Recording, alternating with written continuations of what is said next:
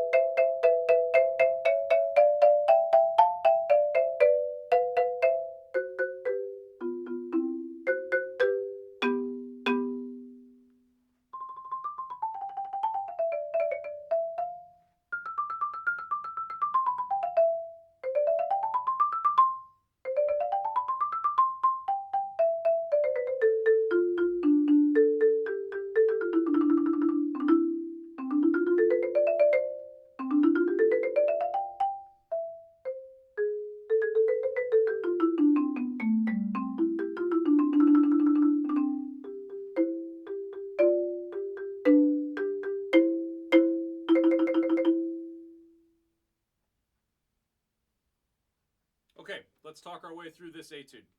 This is very long and pretty challenging and a bunch of it's deceptively complex.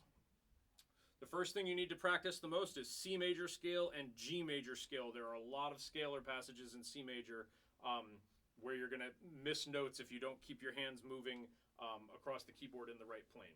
All right, so starting off at the beginning, we have a lot of contrasts in this piece between phrases that are under slurs and then staccato. So when you get to staccato notes, you want to make sure to play with a sharper stroke, a shorter stroke, so that we can try to get those staccato sounds. All right, so we have that contrast between slurred and staccato.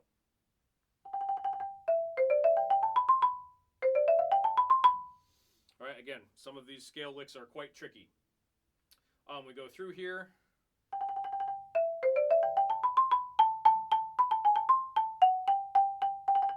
When possible, aim for the center of the bars for the accidentals. Then we have these staccato eighth notes at piano with rolls. I'll address those in just a second. Then this long arpeggio passage that's all under a slur. Play it nice and light.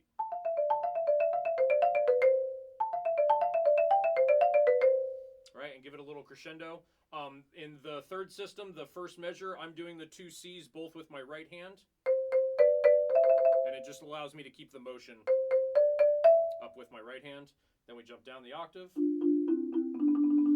Then we have an extended eighth note staccato passage. You kind of need to learn each hand separately and then put them back together.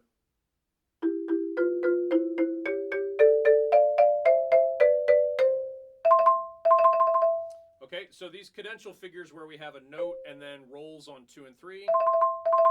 All of the rolls in this piece that have two notes in them, I'm starting the roll with the bottom hand instead of the top hand. That's a particular acoustic characteristic of the marimba, that the top note will fit into the resonance of the bottom note and it won't sound like it comes early. So when I play these rolls on E and C, I'm starting the rolls with the bottom note. Okay, Then we get a move to the dominant, G major. So now we're adding F sharp into all of our scalar passages. This little lick with the flam in it is going to come back again later in the piece. You can decide how open or closed to interpret that flam. So you have a couple of options there. Then the next lick, moving up, I think is one of the hardest passages, especially when it comes back the second time. All right, it's just make sure you work on it slow to get your hand movements correct. Then we have the G major scale up.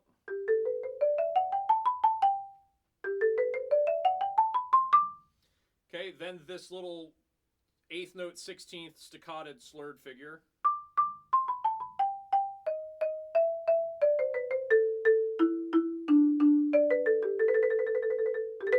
Okay, anytime you have the trill note is one step higher in the scale. So we have an A with a trill, which means our trill note's going to be B. And then we usually finish off with a little flourish at the end. In this case, it's going up, so I'm trilling A and B. And then G, A, B real fast at the end to go up. Okay, then we have this little beginning of this cadential figure. So we have the tonic chord. So there's G major, and then we have sharp 5, right? A little accidental there.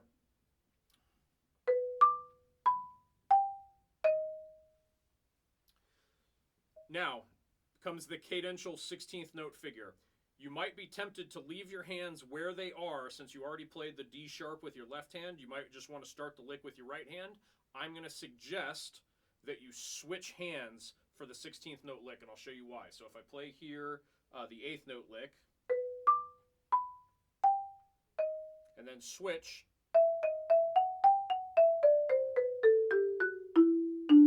now I'm on the left hand and open to play the arpeggio at the end.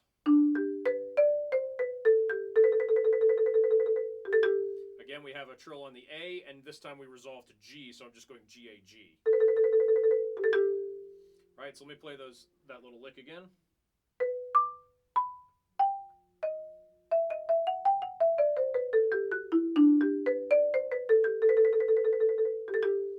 And what I'm doing at performance speed is I am really doing a retard over the 16th note bar so that I can make sure that I'm in position and that the resonance of the arpeggio can speak. And then you can speed back up. So at tempo, ready.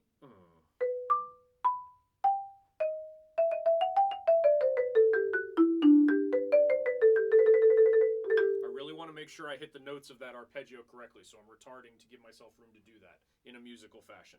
Then we have the little cadential figure.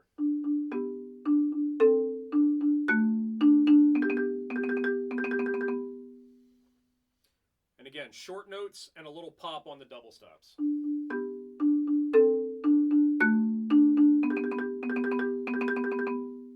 Okay, now we come to this is the B part. Again, no repeats in this piece. Don't take the repeats. And then we come to the transitional phrase in G major. A little bit of shape to that 16th note figure there. Then we move up to the 3rd. And now we have G major 7. And then C major scale up. G major arpeggio. C minor arpeggio.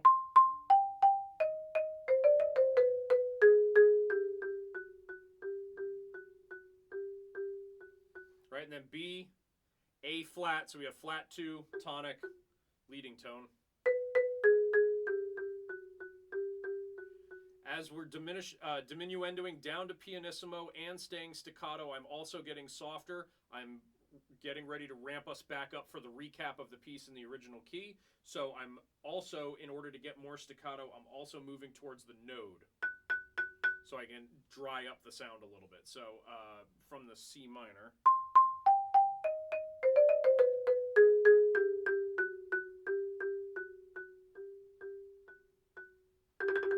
And now I'm ready for the recap. Now we're back in C major, but now down an octave.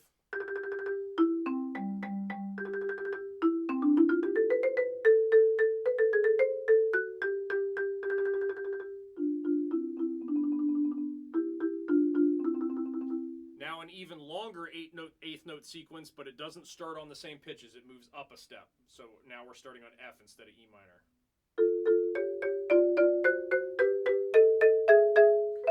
Now once I get to here, once my right hand is riding on the E, I'm letting the melody of the left hand dictate the increase in dynamics. So we have... Right, so I'm letting my left hand dictate that because my right hand is just playing E through all that. Right, so here's the whole lick. As we go through, we get up to fortissimo, and then the last scale down is under a slur. So we really want a difference between staccato, da da da da dee da da da da. Right, try to make the motion move from low and tight to a little bit bigger and loose, so that we can try to get that legato slur. Right, so here's the whole eighth note figure.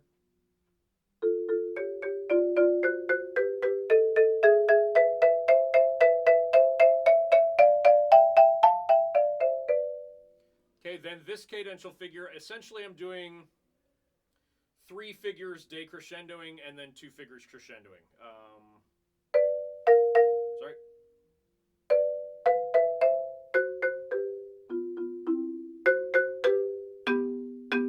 And note the misprint that is on the procedures. This is not E sharps there. Those are supposed to be F sharps.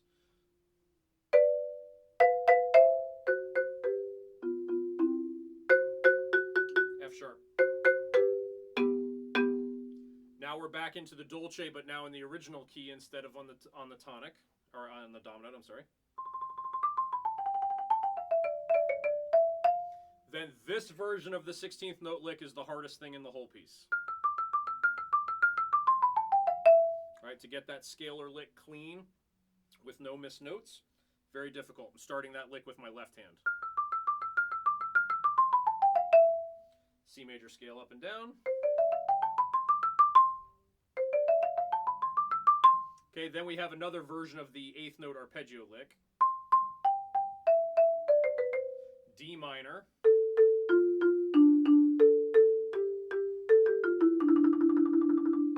Now the trill's on the D, so the trill note is E, and then we have the little embellishment up to E again. C minor up, or C major up. Now C major all the way up.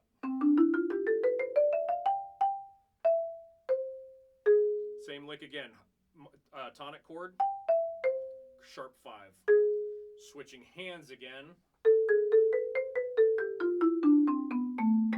Again, another very difficult lick, moving down C major scale with no manual changes. One more time on that lick. C major arpeggio, scale down. Trill again on the E, between D and E, and then the little flourish back down to C, and then the cadence.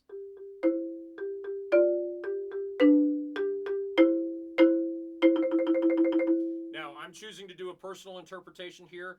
You do have 3 rolls in the last measure, but those rolls also have staccatos. So what I'm opting to do is to play 2 of them as staccato dots, and then the third one as a roll where I strike the chord and then roll, and only hold that for a quarter note. You still have a quarter rest at the end, so don't be over dramatic. So from the end.